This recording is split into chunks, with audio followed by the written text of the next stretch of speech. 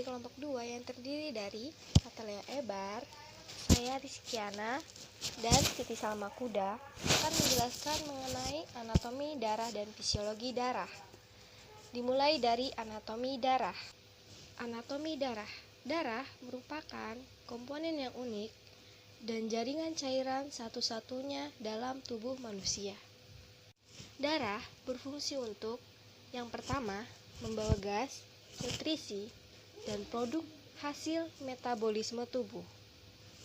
Adalah oksigen yang masuk ke dalam darah yang berada di paru-paru dan diangkut ke sel. Kemudian, karbon dioksida atau CO2 yang diproduksi oleh sel diangkut dalam darah ke paru-paru di mana ia dikeluarkan.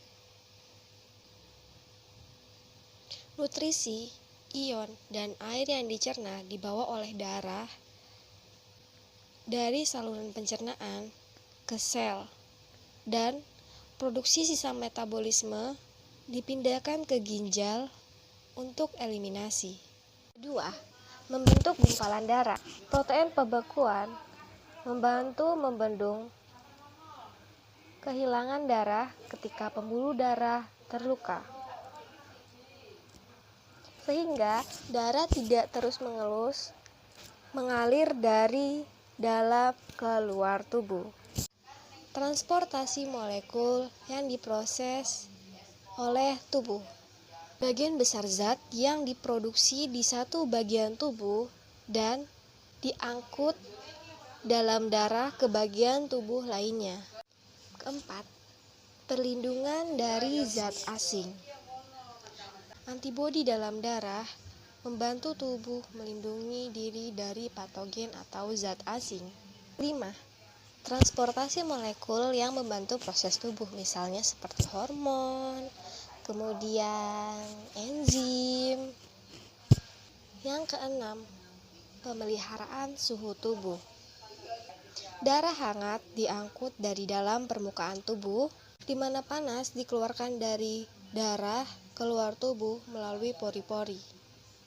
Pengaturan pH dan osmosis atau protein darah merupakan penyangga darah yang memiliki peranan penting terhadap tekanan osmotik darah, di mana tekanan osmotik berperan dalam menjaga kadar air dalam darah. Saya Siti Salma Kuda akan menjelaskan tentang komponen darah. Pada dasarnya darah adalah jaringan ikat yang kompleks di mana sel-sel darah hidup yang terbentuk dari berbagai macam unsur-unsur pembentuk darah. Yang kesatu, karakteristik dan volume darah. Darah adalah cairan yang lengket dan buram dengan rasa logam yang khas. Yang pertama, yang kesatu, warna. Yang kedua, berat. Yang ketiga, pH. Yang keempat, suhu. 2. Plasma darah. Plasma terdiri dari 90%